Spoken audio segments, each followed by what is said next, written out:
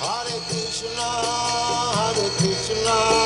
Krishna Krishna, Hare Hare, Hare Rama, Rama Rama, Hare Hare, Hare Krishna, Krishna Krishna, Hare Hare. And now chapter 13, Perfect Knowledge Through Surrender.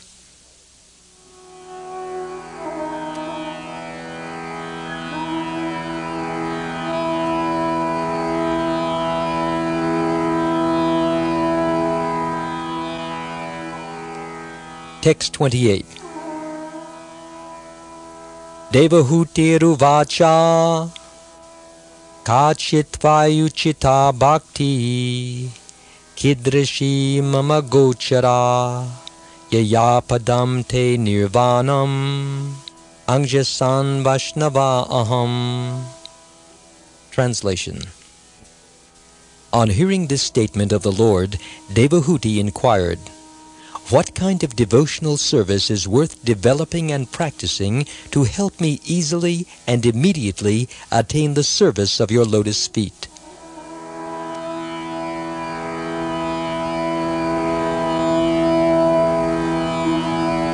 Purport. It is stated in Bhagavad Gita that no one is barred from rendering service to the Lord. Whether one is a woman or a laborer or a merchant, if he engages himself in the devotional service of the Lord, he is promoted to the highest perfectional state and goes back home, back to Godhead. The devotional service most suitable for different types of devotees is determined and fixed by the mercy of the spiritual master. Therefore, in order to become free from the miseries of material nature, one should approach a bona fide spiritual master inquisitively and submissively. When Arjuna submitted to Krishna, he said, "My dear Krishna, now I no longer care to talk to you as a friend because friendly talks will not benefit me now." Generally, we talk to a friend just to spend time, but when we approach a spiritual master, we should be submissive. Friends approach one another on an equal basis, but this is not the way to approach a spiritual master. Unless one is submissive, one cannot accept sublime instructions. Arjuna teaches us submission by giving up his friendly relationship with Krishna, the Supreme Personality of Godhead. He says, "I have now become your disciple. Please instruct me." We can speculate for many births, for many years, and yet not be able to understand the ultimate goal of life. Therefore, the Shastras all advise that we search out a guru. The word guru means heavy or weighty. One who has much knowledge is heavy with knowledge. One should consider the bona fide guru in this way, and one should not think, "I know everything. Who can teach me?" No one can say such a thing, for everyone needs instruction.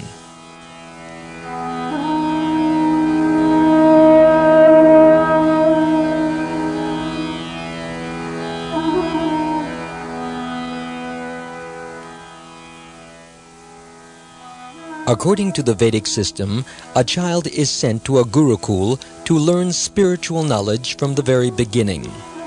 When a child goes to a Gurukula, he becomes a brahmachari and works like a menial servant. He may be the son of a great Brahmin or a great king. It doesn't matter.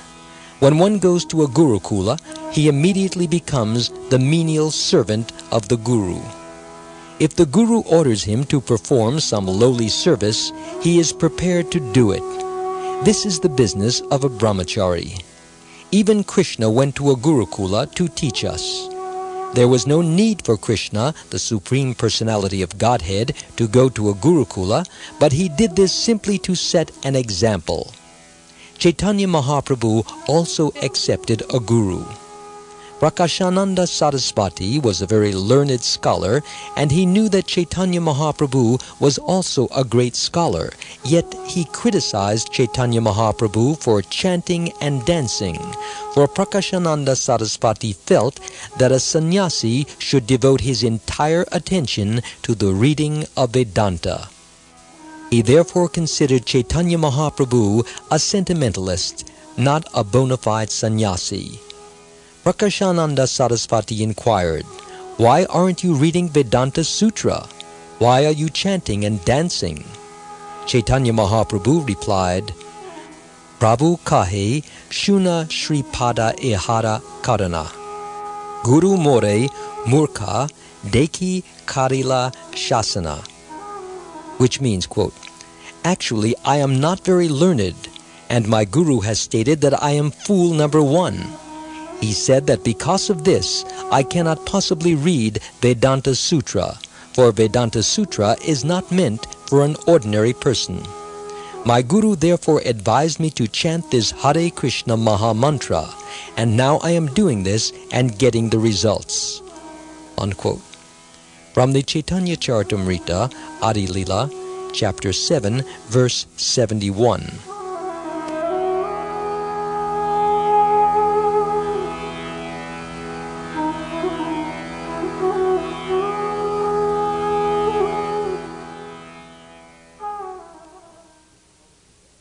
At the present moment in Kali Yuga, people are not well educated. They are simply engaged in earning money to fill the belly.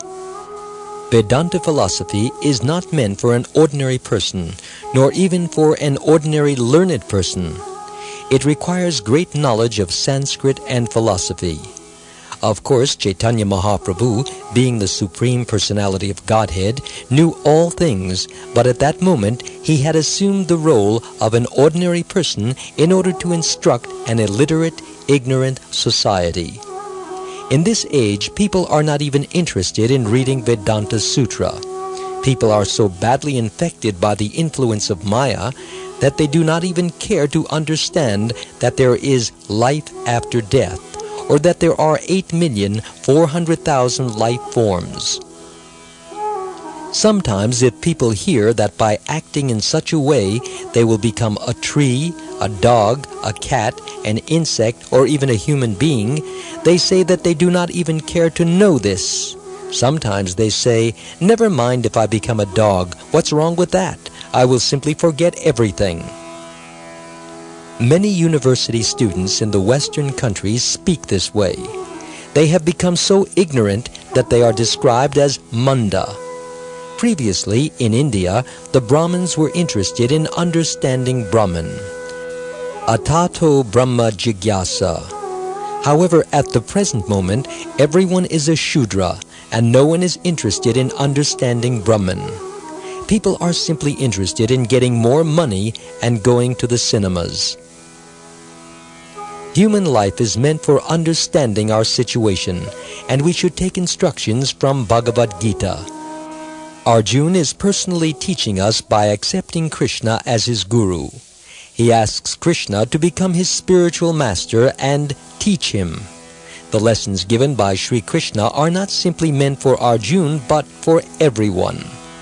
Krishna tells us in Bhagavad Gita that we should search out a guru. The first guru is Sri Krishna himself, and whoever represents Sri Krishna is also a guru. If I am a businessman and someone goes to canvass for my business and take orders for me, he is my representative. If he simply says that he is my representative and yet takes some orders but uses the money for something else, he is not really my representative.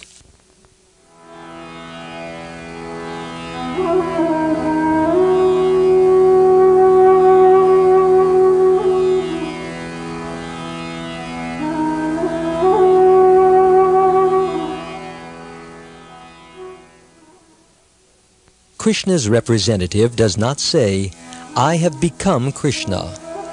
Such a person is neither a representative nor a guru. He is simply a cheater. Krishna's representative is one who canvasses for Krishna. Krishna says, "Give up everything and surrender unto me." Krishna's representative says, "Give up everything and simply surrender unto Krishna." This is certainly not very difficult to understand. anyone can become Krishna's representative. Nonetheless, for the past 200 years, many yogis and swamis have gone to foreign countries, but no one has spoken about Krishna. They have simply presented a hodgepodge of Indian philosophy. No one has actually presented Vedic culture as it is. We should read Bhagavad Gita as it is and understand the philosophy as Arjuna understood it. Arjuna was a friend of Krishna's. He was sitting with Krishna and speaking to him as a friend speaks to a friend. In the 11th chapter, after having seen the universal form, Arjuna tells Krishna, "I have in the past addressed you as O Krishna, O Yadava, O my friend, without knowing your glories. Please forgive whatever I may have done in madness or in love." Arjuna understood that although Krishna was his friend, he was the Supreme Personality of Godhead, and therefore the proper person to be his guru.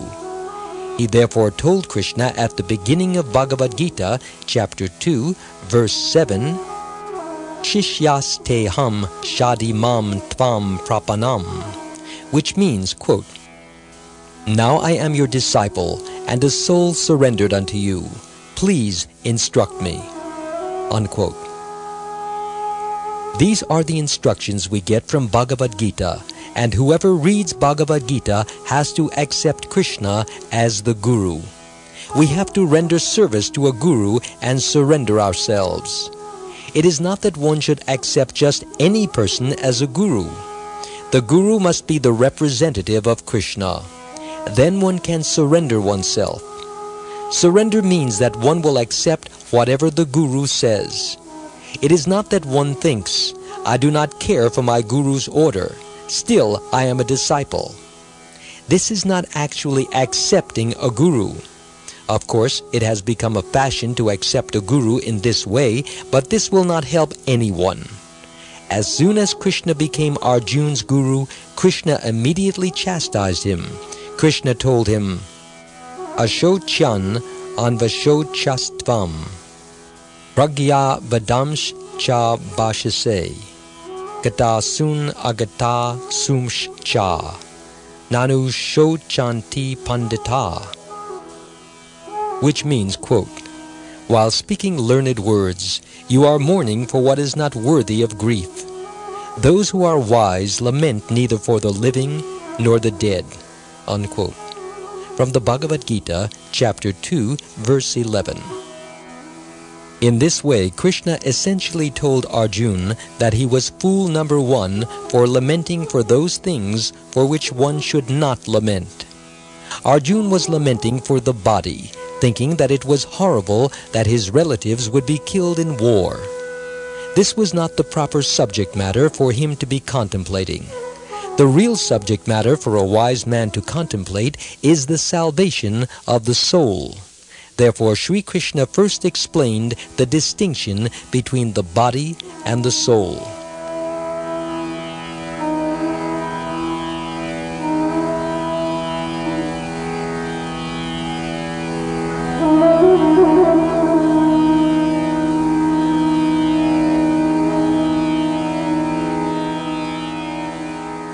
This Krishna consciousness movement is also concerned with the soul, and therefore we have used the word consciousness, because consciousness belongs to the soul. Consciousness is the symptom of the soul's presence. Because the soul is in the body feels pleasure and pain. When the soul leaves the body can be hacked to pieces, and yet it will not protest. This is because the consciousness is gone. We feel pleasure and pain because consciousness is present, and Krishna advises us that it is this consciousness that is eternal, not the body. We have to purify our consciousness in order to understand that consciousness is eternal. If we can do this, our lives will be successful. At the time of death, our consciousness carries us into another body. There are the mind, the intelligence, and the ego, which constitute the subtle body, and there is also the spirit soul, which is even more subtle.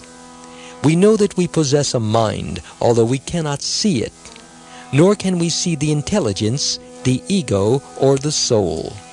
We can only see the gross material body, and when this gross material body ends, we say that everything is finished. In order to understand these things, we have to approach a guru, just as Arjuna approached Sri Krishna. Sri Krishna told Arjuna in very gentlemanly language that he was not a learned man.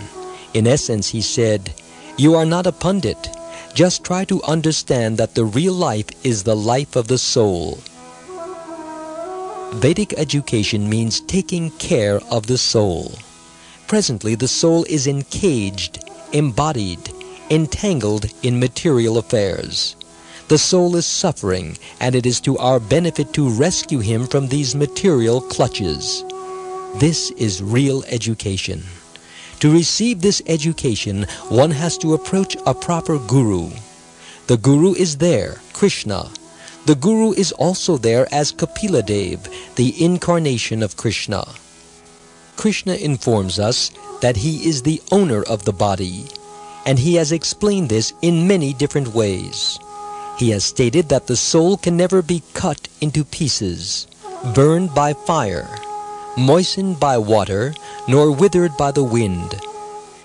Matter interacts with matter, but the soul does not belong to the material world. This means that the soul is above material action and reaction.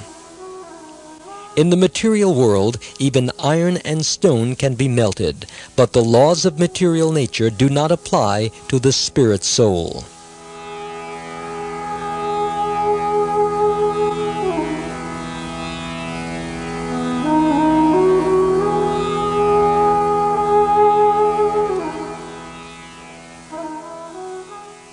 To understand these subjects, we should be careful to approach Krishna's representative. We should not approach a bogus guru, who is like a blind man trying to lead other blind men. We must go to one who has open eyes, to one who has seen the absolute truth. The absolute truth is there, just as the sun is there for everyone to see. The sun does not hide, but a person can try to hide from the sun by closing his door. One must open the door in order to see the sun. Similarly, Krishna is there, God is there, and we have to come to Krishna and take the lessons of Bhagavad Gita to learn who and what God is. Rascals will not do this, but will simply manufacture some philosophy or other. There is actually no difficulty because Krishna's instructions are there, and Krishna himself is there. Krishna is so kind that he says, "All right, if you cannot understand me in this way, just see me in water. Come on, if you do not understand me in that way, just see me in the sunshine." Is this very difficult? There is nothing difficult about it, but we are very obstinate. Maya is also very strong, and as soon as we try to accept Krishna as the Supreme Lord, Maya will whisper in our ear, "No, no, there are many gods. Why are you accepting Krishna?" However, the Shastras say, "Krishnastu Bhagavan Svayam, Ishvara Parama Krishna," which means, Krishna is the Supreme Personality of Godhead. We should take our lessons from the Acharyas and the Shastras. At least in India, there are many great Acharyas, Ramanujacharya, Madhvacharya, Vishnu Swami, and even Shankaracharya and Guru Nanak. All of these have accepted Krishna as the Supreme Personality of Godhead. Why then should we reject him? Why should we accept a competitor?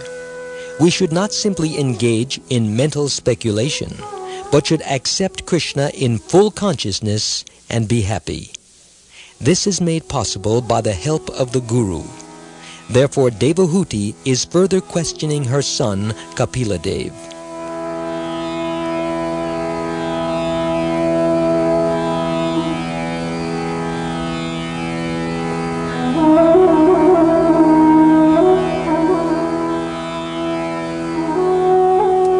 Text 29. Yo yogo bhagavad bano nirvanatmam stvayodita kidrisha kati changani yatas tattva vabodhanam. Translation. The mystic yoga system, as you have explained, aims at the Supreme Personality of Godhead and is meant for completely ending material existence. Please let me know the nature of that yoga system. How many ways are there by which one can understand in truth that sublime yoga?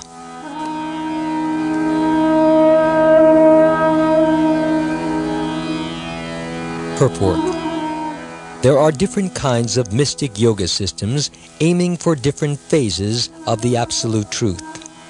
The Jnana Yoga system aims at the impersonal Brahman effulgence, and the Hatha Yoga system aims at the localized personal aspect, the Paramatma feature of the Absolute Truth, whereas Bhakti Yoga, or devotional service, which is executed in 9 different ways, headed by hearing and chanting, aims at complete realization of the Supreme Lord.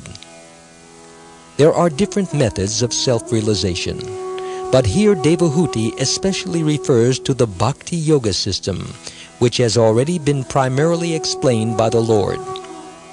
The different processes of the Bhakti Yoga system are hearing, chanting, remembering, offering prayers, worshiping the Lord in the temple, accepting service to Him, carrying out His orders, making friends with Him, and ultimately surrendering everything for His service.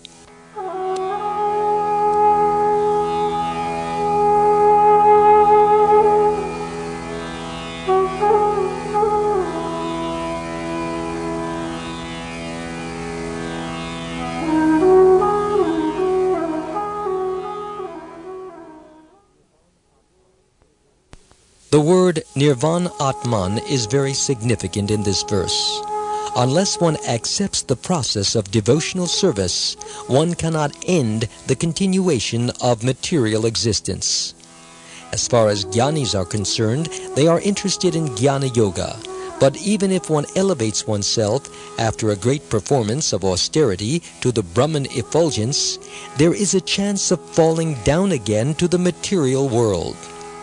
Therefore, Jnana Yoga does not actually end material existence. Similarly, regarding the Hatha Yoga system, which aims at the localized aspect of the Lord, Paramatma, it has been experienced that many yogis, such as Vishvamitra, fall down. But Bhakti yogis, once approaching the Supreme Personality of Godhead, never come back to this material world, as confirmed in the Bhagavad Gita. Yadgatva na navartante. Upon going, one never comes back. Hyakva deham punad janma naiti. After giving up this body, he never comes back again to accept a material body. Nirvana does not finish the existence of the soul. The soul is ever existing. Therefore, nirvana means to end one's material existence. And to end material existence means to go back home, back to Godhead.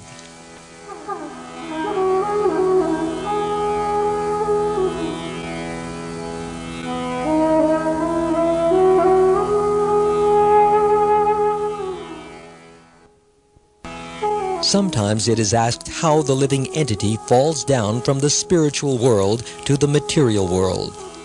Here is the answer.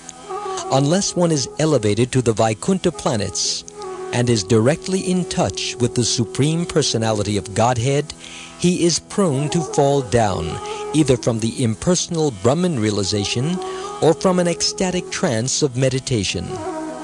Another word in this verse, Bhagavad Bana, is very significant. Bana means arrow. The Bhakti Yoga system is just like an arrow aiming up to the Supreme Personality of Godhead. The Bhakti Yoga system never urges one toward the impersonal Brahman effulgence or to the point of Paramatma realization. This bana, or arrow, is so sharp and swift that it goes directly to the Supreme Personality of Godhead, penetrating the regions of impersonal Brahman and localized Paramatma. We must understand the Supreme Person, Tattvata, in truth. Generally, people are not interested in knowing about God or their relationship with Him. However, the entire Vedic instruction is for this purpose. First of all, we have to know God. Then we have to know our relationship with God. The next step is acting on the basis of that relationship. Krishna states that out of many millions of people, one may be interested in knowing the purpose of life. Human life is meant for this end, and if one does not come to this understanding, he is no better than an animal. We not only have to understand God and our relationship with Him, but also how to act in that relationship. In this way, we can perfect our lives. When one is a Siddha, one understands himself. That is, one understands Aham Brahmasmi. I am not this body. This is Brahman realization, the Brahma Bhuta platform. When one attains this stage, he becomes very happy. However, we must progress beyond this and come to the platform of Bhakti Yoga. On that platform, there is variety and ananda, bliss. As stated previously, we are seeking spiritual variety, and if we do not enter the spiritual world, we will again fall down into the material atmosphere.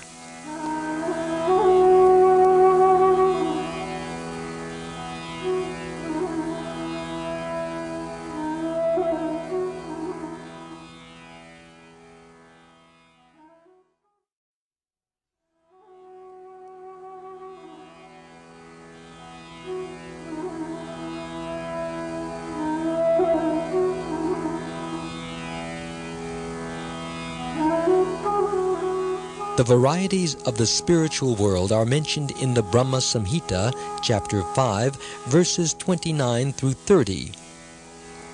Chintamani prakara sadmasu kalpa vriksha laksha vriteshu surabir abhipalayantam lakshmi sahasra shata sambrama sevyamanam Govindamari Purusham Tam Aham Bhajami Venum Kvanantam Aravinda Dalaya Taksham Barhavatam Samasitam Buddha Sundarangam Kandarpa Koti Kamaniya Vishesha Shobham Govindamari Purusham Tam Aham Bhajami. These verses mean, quote, I worship Govinda, the primeval Lord, the first progenitor, who is tending the cows, yielding all desires, in abodes built with spiritual gems and surrounded by millions of purpose trees. He is always served with great reverence and affection by hundreds and thousands of goddesses of fortune. I worship Govinda, the primeval Lord, who is adept in playing on his flute, with blooming eyes like lotus petals, with head decked with peacock's feather, with the figure of beauty tinged with the hue of blue clouds, and his unique loveliness charming millions of cupids. Unquote. We should not consider Krishna's form to be imagined by some artist. He is described in the Vedas as Venum Kvanantam Aravinda Dalaya Taksham.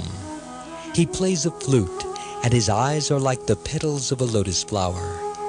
He wears a peacock feather, and his complexion is very beautiful, like a dark cloud. He is so beautiful that he attracts many hundreds of thousands of cupids. Kandarpa Koti Kamaniya Vishesha Shobham.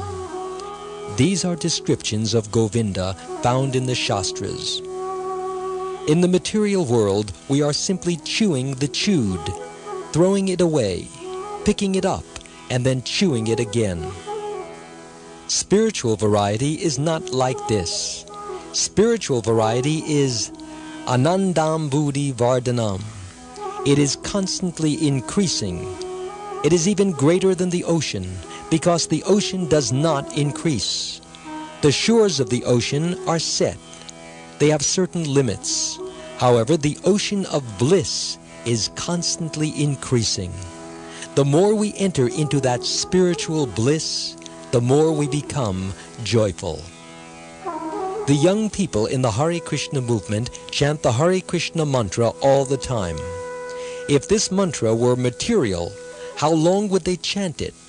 It is not possible to chant a material name for very long because the chanting would become hackneyed and very tiresome.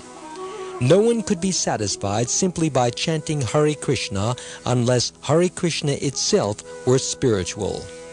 We may chant Mr. John, Mr. John, Mr. John, but after an hour we will be fed up. However, the more we become spiritually advanced, the more bliss we will derive from chanting Hare Krishna.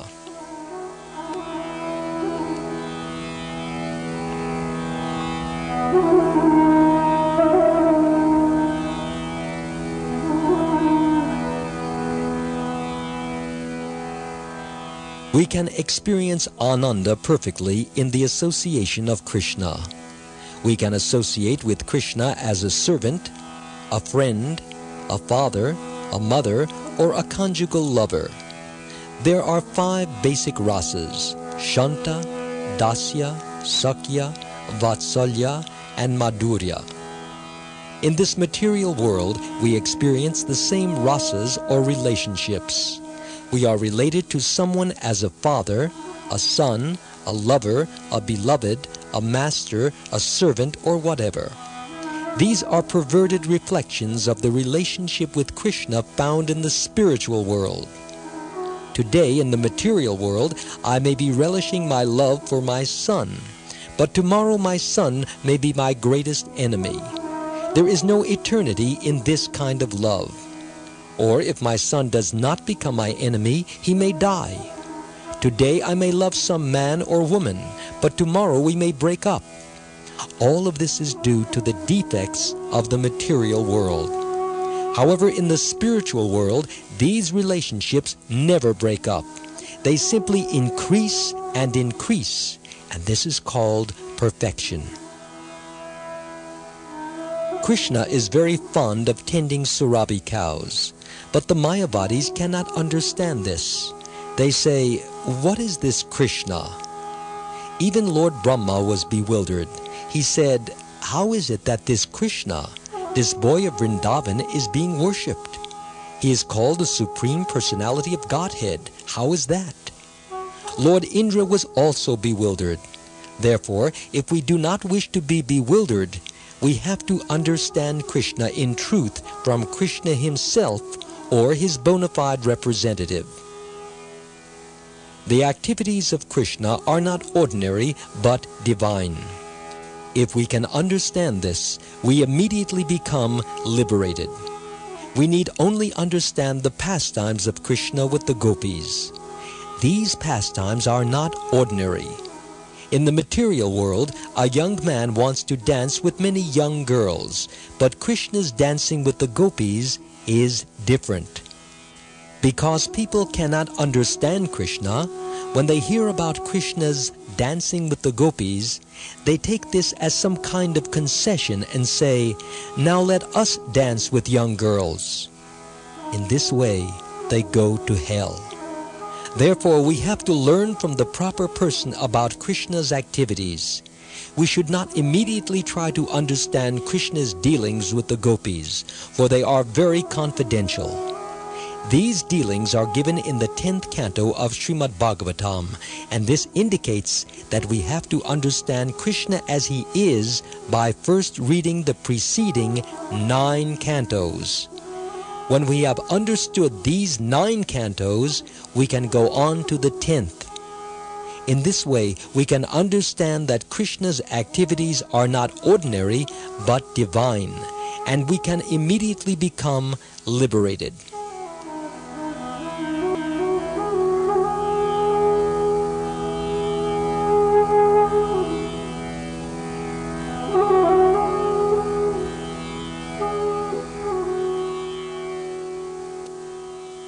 We may either hear about Krishna, chant his names, worship him, or offer prayers.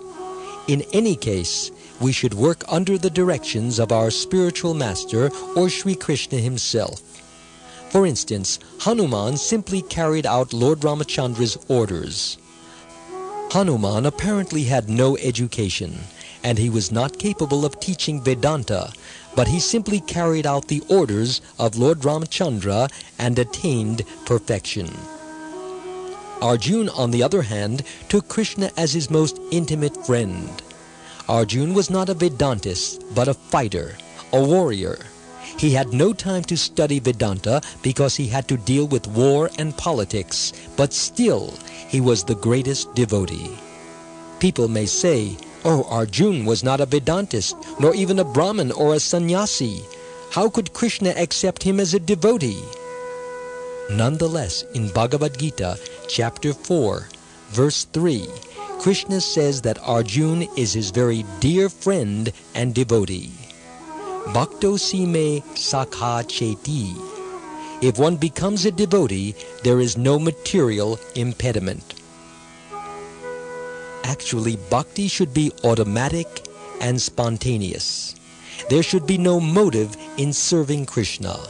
But even if there is a motive, service rendered unto Krishna is good. Even if one approaches Krishna with some ulterior motive, one is considered pious. For instance, Dhruva Maharaj initially worshipped Krishna with a motive, but after attaining perfection in devotional service, his ulterior motive vanished. When he actually saw Krishna, he said, "I do not want anything from you. I don't want any benediction other than your service." After hearing about the many transcendental qualities of Krishna, if we somehow or other become attracted to Krishna consciousness, our lives will be successful. Tasmat kenapyupayena mana Krishne niveshayet, which means, quote, somehow or other, we have to attach our minds to Krishna consciousness, unquote. From the Srimad Bhagavatam, Canto 7, Chapter 1, Verse 32. Then Krishna will help us and give us intelligence from within, as he indicates in Bhagavad Gita, Chapter 10, Verse 10. Tesham satata yuktanam bhajatam priti purvakam dadami buddhi yogam tam yena mam upayanti te, which means, quote, to those who are constantly devoted and worship me with love, I give the understanding by which they can come to me, unquote. This is actual Buddhi Yoga. Bhakti Yoga means Buddhi Yoga, because one who is highly intelligent decides to take to Krishna consciousness. In this way, one can perfect his life by engaging in devotional service under the directions of the Shastras and the spiritual master. Devahuti understands this and is thus submitting to her son just as Arjuna submitted to Sri Krishna on the battlefield.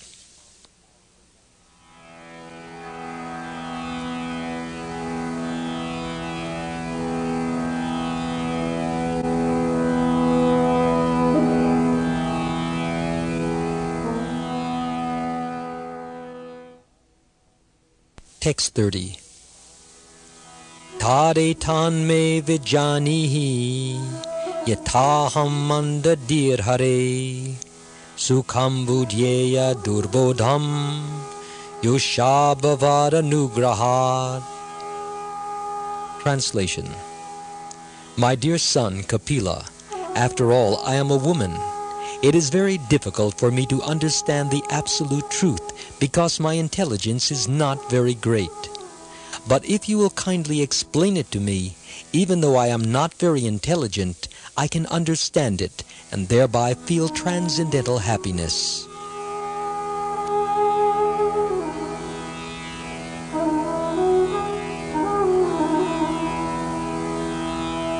Purport.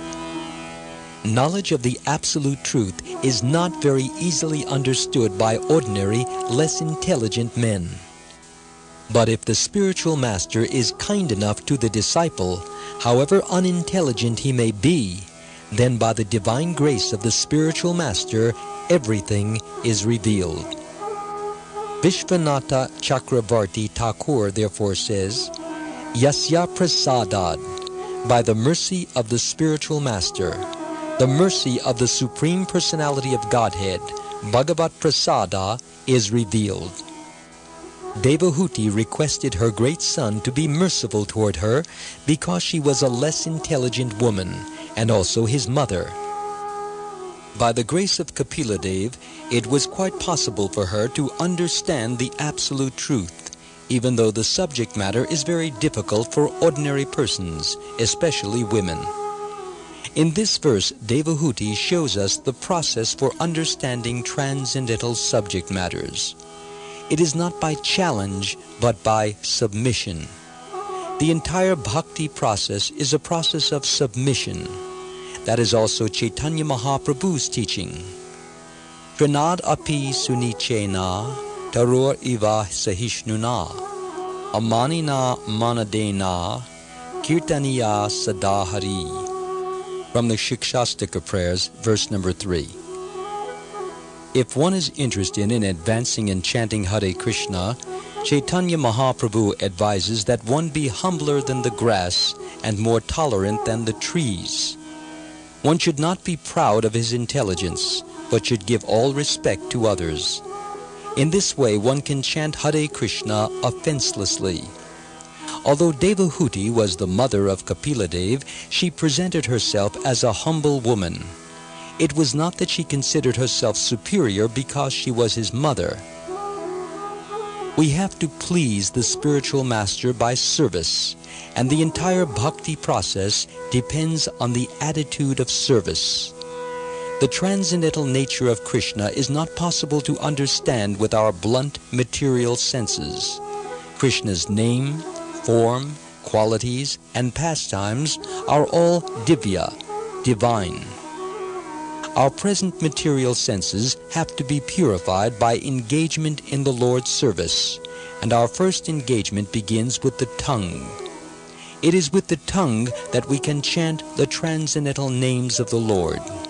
This is not very difficult, and this path is open to everyone, even women, Vaishyas, and Shudras. After describing all the faults of Kali Yuga, Srimad Bhagavatam, Canto 12, Chapter 3, verse 51 states, Kaler dosha nidhe rajan, asti he ko mahan guna, kirtanad eva krishnasya, mukta sangha param vraje. Which means, quote, there is one special advantage about this age of Kali Yuga, and that is that people can attain liberation and return home back to Godhead simply by chanting the Hare Krishna Maha Mantra, unquote.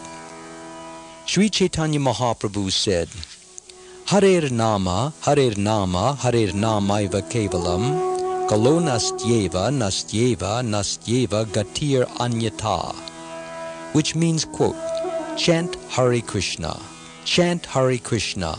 There is no other way at all in Kali Yuga, unquote.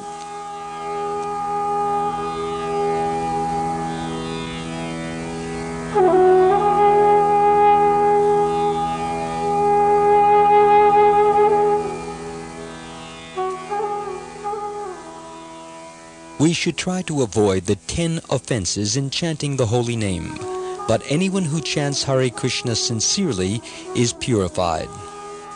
Cheto Darpana Marjanam Bhava Maha Davagni Nivapanam, from the Shikshastika prayers, verse number 1. This is the easiest process by which the mirror of the mind can be cleansed. If Krishna sees that someone is sincerely chanting Hare Krishna, he will help. He is within everyone, and he can understand whether one is sincere or not. Krishna helps a sincere devotee internally and externally. Internally, he helps as Paramatma by giving intelligence from within. Dadami Buddhi Yogam Tam. Externally, he helps as his representative, the spiritual master. Therefore, Chaitanya Mahaprabhu says, Guru Krishna Prasade Paya Bhakti Lata Bija, which means, quote, by the grace of Krishna, one gets a bona fide guru, and by the grace of the guru, one gets Krishna, unquote. From the Chaitanya Charitamrita, Madhya Lila, chapter 19, verse 151. Thus, the Shastras have given us a very easy way to appreciate our transcendental life. That is the Krishna consciousness movement. Devahuti has submissively accepted her son as her guru. She wants to understand Krishna perfectly by the grace of Kapila Dev. It is very important to receive the causeless mercy of Krishna and the spiritual master. By Krishna's mercy, we receive a spiritual master, and by the spiritual master's mercy, we receive Krishna. Srila Vishwanatha Chakravarti Thakur has greatly stressed the mercy of the Guru, and it is an actual fact that if we satisfy the Guru by our service, he will give us his blessings. This is a very great opportunity, for the Guru is the confidential servant of Krishna. The Guru never claims that he is Krishna, although he is worshipped as Krishna. Sakshadaritvein asamasta shastrair uktastatha bhavyate eva sadbhya.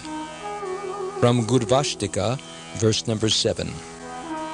All the Shastras describe the Guru as being on an equal basis with Krishna, for he is the representative of Krishna. Therefore, he is worshipped as Krishna. Being the most confidential servant of Krishna, the Guru is very dear to Krishna. Therefore, if he recommends someone to Krishna, Krishna accepts the person. The Guru is the confidential servant of Krishna because he canvasses from door to door saying, please become Krishna conscious and surrender unto Krishna.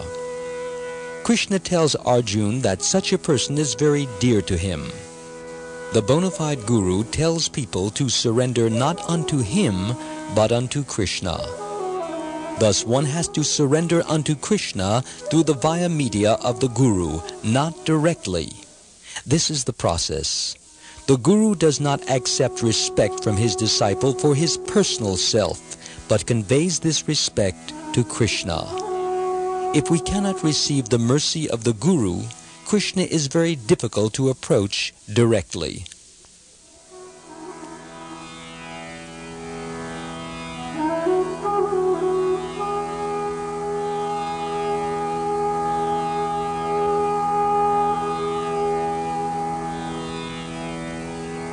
It is stated in Bhagavad Gita that knowledge of Krishna is received through the parampara, the disciplic succession. Evam parampara praptam. The Guru offers the same respects to his Guru, and his Guru offers respects to his, and so it goes all the way to Krishna. Thus the mercy of Krishna comes down through the parampara system, and the respect offered to Krishna is offered up through the parampara system. One has to learn to approach the Supreme Personality of Godhead in this way. Thus, if we want to approach God, we have to take shelter of the Guru in the beginning. Devahuti is begging the mercy of Kapila Dev in order to understand the way to approach Krishna. She approaches him very humbly, saying, "My dear Kapila, you are the Supreme Personality of Godhead, but I am a woman, and my intelligence is not very sharp. Nonetheless, I want to understand these sublime transcendental subjects from you. It is possible by your mercy." The process of approaching and understanding the Supreme Personality of Godhead was also discussed between Ramananda Rai and Chaitanya Mahaprabhu. First, Ramananda Rai explained the process in terms of Varnashram Dharma. He said, first of all, that human life is meant for approaching Lord Vishnu through the rules and regulations governing Varnashram Dharma. Chaitanya Mahaprabhu replied that it is very difficult in this age to execute the rules and regulations of Varnashram Dharma. It is very difficult to be a Brahmin in this age, and it is practically impossible to revive the old Varnashram Dharma culture. Chaitanya Mahaprabhu therefore said that this method is not very practical. Chaitanya Mahaprabhu has been called by Srila Rupa Goswami the most munificent avatara, because he distributes love of Krishna free of charge. First of all, we cannot even understand Krishna. Therefore, there is no question of loving him. If we do not understand someone, how can we love him? The love is very far away, but Chaitanya Mahaprabhu is so kind that he distributes Krishna Prema, love of Krishna, to whomever will take it. In his life, Chaitanya Mahaprabhu cried for Krishna and showed how one should be mad after him. Yugayitam nimeshena chakshusha pravrashayitam shunyayitam jagat sarvam govinda varahena me. Which means, quote, O Govinda, feeling your separation, I am considering a moment to be like 12 years or more. Tears are flowing from my eyes like torrents of rain, and I am feeling all vacant in the world in your absence. Unquote. From the Shikshashtaka prayers, verse number 7.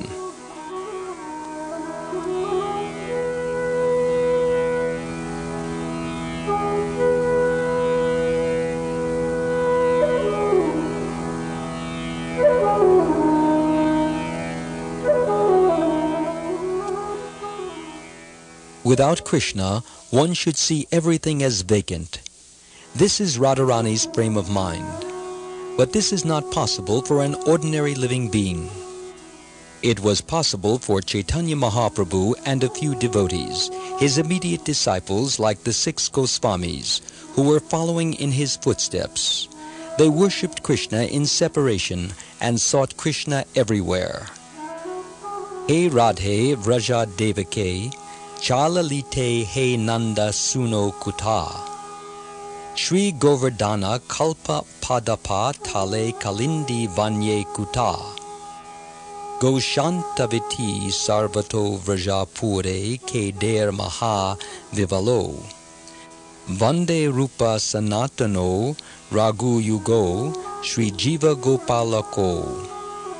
Which means, quote, I offer my respectful obeisances to the 6 Goswamis, namely Sri Rupa Goswami, Sri Sanatan Goswami, Sri Raghunath Bhatta Goswami, Sri Raghunath Das Goswami, Sri Jiva Goswami, and Sri Gopala Bhatta Goswami, who were chanting very loudly everywhere in Vrindavan, shouting, Queen of Vrindavan, Radharani, O Lalita, O son of Nanda Maharaj, where are you all now?